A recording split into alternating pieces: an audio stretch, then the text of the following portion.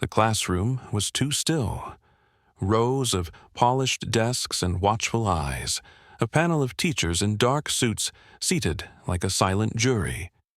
At the center sat Zuri Washington, 11 years old, dark braids down her back, violin resting in her lap. The headmaster hovered above her, one finger extended. His tone dipped in mockery. "Let's see what talent looks like," he said, his voice carrying just loud enough for the others to smirk. Zuri didn't speak. She didn't shrink. She simply raised the violin, rested it beneath her chin, and closed her eyes. They expected squeaks, stumbles, something they could laugh about later. What came instead was a single, aching note that turned the air to glass, then another, then a flood. And suddenly, no one remembered why they were laughing. They gave her the stage as a joke. She turned it into a reckoning. "Before we begin, tell us where you're watching from, because this one deserves to echo everywhere." The music faded, but the silence it left behind said more than applause ever could. Long before this moment, before the bow met the strings and quiet shattered expectations, Zuri Washington had been mastering silence of a different kind. At 11 years old, she wasn't the kind of child who demanded to be seen. She was the kind who waited, who watched, who let her skills speak where words fell short. Raised by her aunt in a modest apartment above a corner barber shop, Zuri had grown up in the rhythm of resilience. Her mother, a gifted street violinist who passed too soon, left her with a legacy she couldn't fully name, but could always feel. Zuri's days were filled with caution and creativity. She practiced every evening in a room that heard dreams and doubt in equal measure. Her aunt, who worked double shifts, often listened through the cracked door with pride. "Your sound's different, baby," she once said. "You don't just play notes, you speak with them." And yet, in the halls of Westbrook Academy, a school built more on legacy than learning, Zuri's voice was muted by more than volume. The school's walls held the weight of tradition, thick paneled wood, gold-plated names, and old portraits that never changed shade. Students like Zuri, brilliant but uninvited, were rarely embraced and barely noticed. Her scholarship hung over her like a label, not a badge. At the head of that system stood Headmaster Holbridge, a man who believed order was earned and power inherited. 62, silver-haired and sharp-tongued, he viewed students like Zuri not as underdogs but outliers, those who hadn't yet been shaped into the school's mold. Known for veiled remarks and a smile that never reached his eyes, he prided himself on exposing weakness to build discipline. Zuri knew all this. She knew how to keep her head down, how to nod without agreeing, how to stay so quiet that they forgot to make her a target. But somewhere inside a line had begun to hum, a quiet refusal. Not defiance, just readiness. She hadn't come to Westbrook to prove herself. She had come to protect the gift her mother gave her. And today, of all days, they'd placed her in a room full of suits and silence, offering her the one thing they never intended to: permission to be heard. She didn't take the invitation lightly, but when she took the stage, she didn't come as a student. She came as a story no one expected to be told. And yet, even stories worth hearing are often tested before they're welcomed. The invitation came wrapped in politeness. During Westbrook's annual Arts and Culture Appreciation Day, students were encouraged, at least on paper, to showcase talents from outside the traditional curriculum. But Zuri knew better. Encouraged didn't mean embraced. So when her name was called toward the end of the assembly list, she wasn't surprised. She also wasn't surprised when Headmaster Holbridge himself stepped up to introduce her with a dry smile.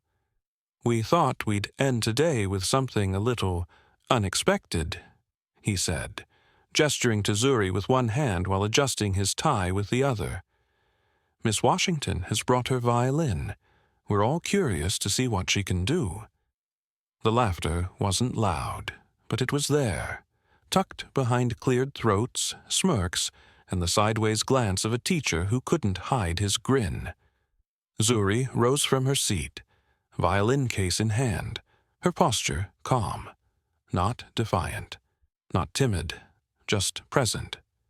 As she walked to the front of the room, whispers trailed her like fog. She didn't respond. She didn't need to. She placed her case on the desk, opened it with practiced care, and gently removed the worn, honey-colored instrument. One teacher leaned to another, murmuring, "Maybe she'll surprise us." Hallbridge chuckled from behind. "Or maybe we'll need earplugs." Zuri didn't flinch. She tucked the violin under her chin, tuned with a quiet click of pegs, and stepped forward. The room didn't quiet because they respected her. It quieted because they were waiting for something to go wrong. She heard it all. The breath held behind anticipation, the expectation of failure. It was familiar. It had followed her into classrooms, stores, auditions, and elevators her whole life. She'd learned to let it echo without letting it enter. What none of them realized was that they hadn't handed her humiliation. They'd handed her the moment she'd been rehearsing for, and the moment her bow kissed the string, every assumption in the room began to tremble. At first, it was just a note, not loud, not showy, just full. It wrapped around the room before anyone realized they were holding their breath. Then came another, stretched and mournful, echoing like something older than the building itself. Within seconds, every whisper turned into stillness. Every half-smile slid into stunned silence. Zuri didn't look at them. She didn't need to. Her eyes were closed, her brow steady, fingers dancing across the strings with practiced grace. She played not for approval, not for applause, but for something far deeper. This was not a performance. It was a release. She moved through a melody most in the room didn't recognize. A blend of classical technique and something raw, jazz-inflected, blues-tinged, soul-rooted. It was grief. It was resistance. It was memory. Her mother's songs, once played in subway tunnels and street corners, were now alive in this fluorescent-lit room where even history had felt curated. In the front row, Mr. Hallbridge's shoulders stiffened. He shifted in his chair, jaw clenched tight. He'd heard music before, of course. Westbrook hosted a symphony ensemble every spring. But this was different. This was not polite or decorative. It was powerful. And it was coming from someone he had placed on a list just to fill a slot. Zuri played on, bow sweeping across the strings in arcs that drew gasps from the teachers who'd once smirked. One of them, Mr. Bennington, lowered his phone halfway through recording. He couldn't explain why. Maybe because watching through glass suddenly felt disrespectful.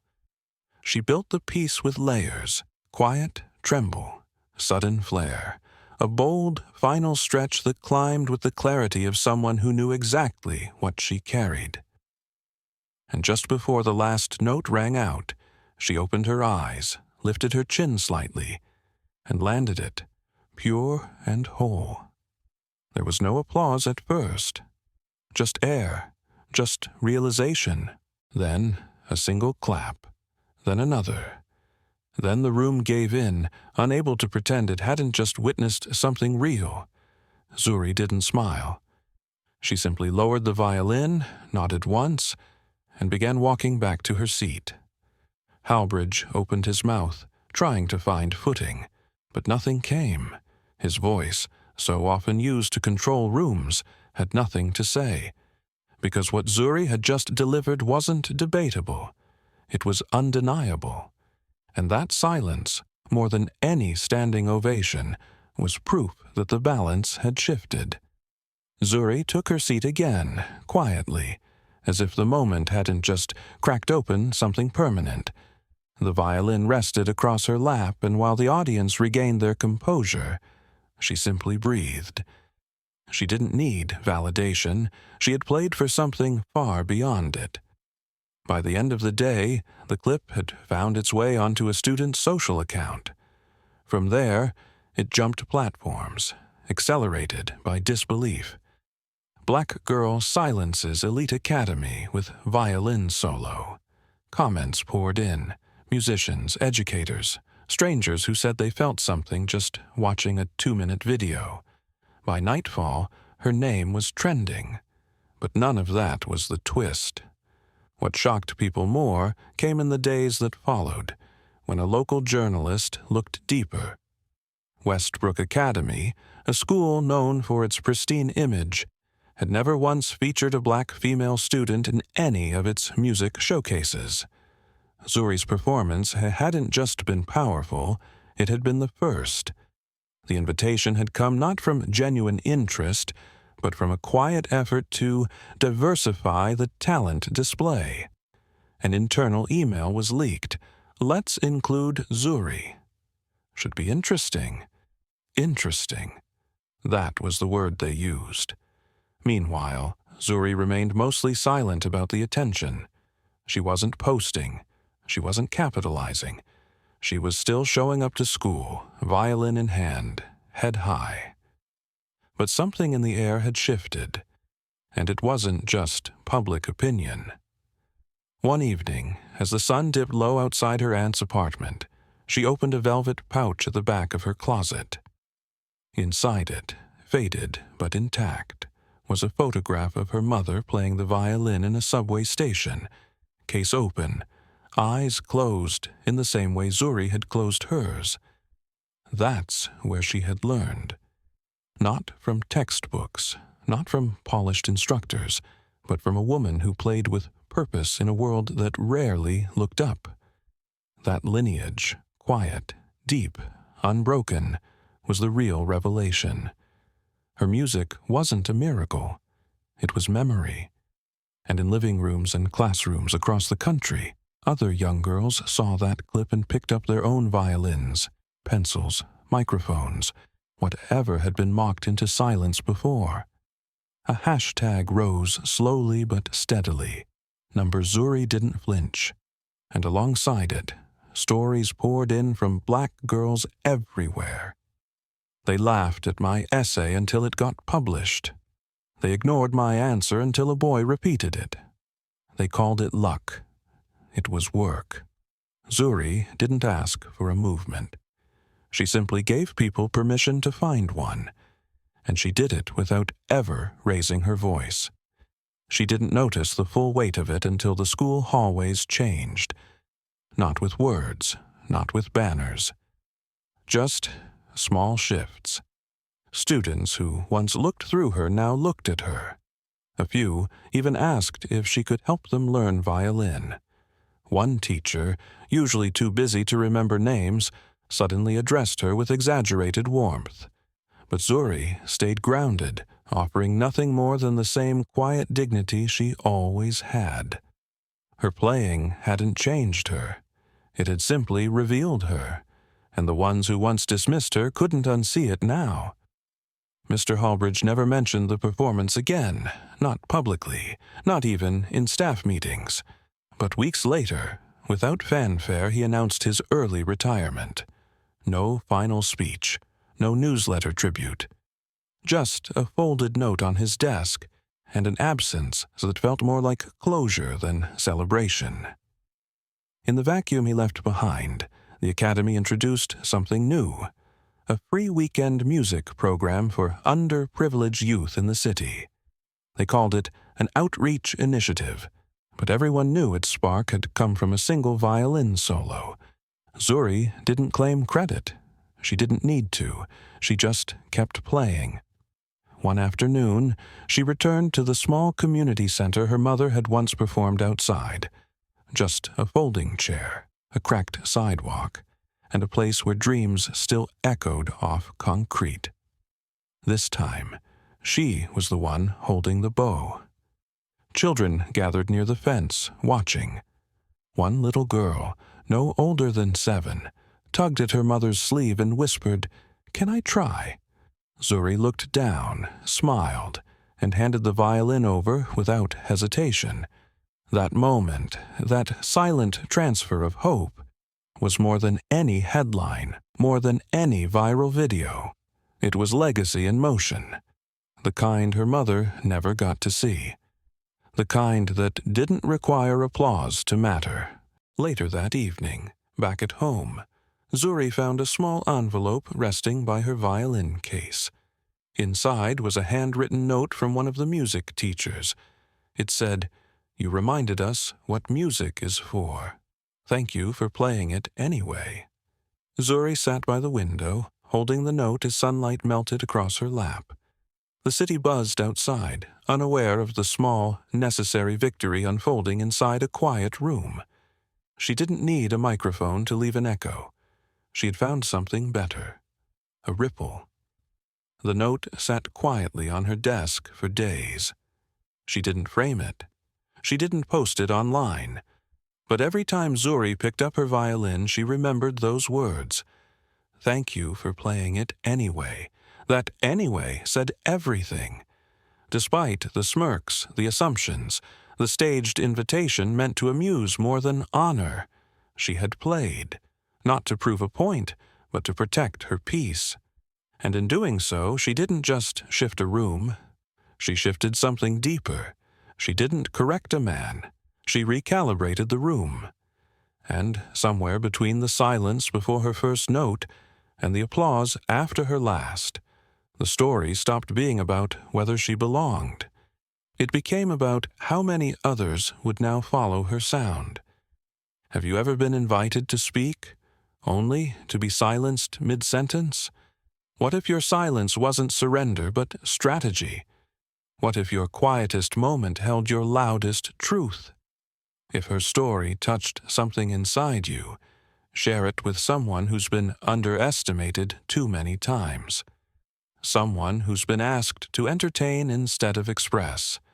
And stay with us for more stories where dignity breaks through doubt and talent never asks for permission. Thanks for watching. Until next time, hold steady, rise gently, and let your silence speak louder than their stage.